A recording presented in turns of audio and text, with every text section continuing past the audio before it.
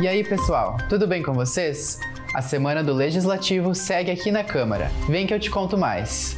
Durante a sessão ordinária de hoje, a presidente da Câmara, vereadora Marissol Santos, proclamou uma manifestação sobre a história do Parlamento. Foi destacado o compromisso do Legislativo com os valores democráticos e a responsabilidade em ecoar as vozes da comunidade, superando desafios em busca de mais esperança. Ao final do discurso, o músico Samuel Sodré fez uma apresentação musical para os presentes em plenário. E ainda hoje, às 7 da noite, tem bate-papo com integrantes do Clube do Fotógrafo, com o tema Os Registros de uma Cidade e do Nosso Parlamento. A conversa ocorre no Espaço Cultural Mário Croza, localizado no subsolo da Câmara. Eu também te conto que na segunda-feira, dia 23 de setembro, foi sancionada a lei que inclui o Concerto de Moda da Serra Gaúcha no calendário oficial de eventos de Caxias. Esta sanção foi realizada durante o encerramento da Semana Municipal do Turismo. O concerto é uma iniciativa do psicólogo e produtor Raul Cardoso em parceria com a Secretaria Municipal do Turismo e o Sindicato das Indústrias de Fiação, Tecelagem e Malharias da região Nordeste do Rio Grande do Sul.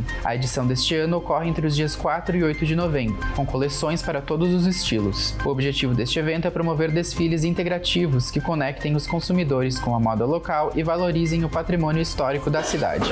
E para encerrar, eu te convido para a 10ª edição do Mão Amiga Gourmet, que chega no dia 23 de novembro.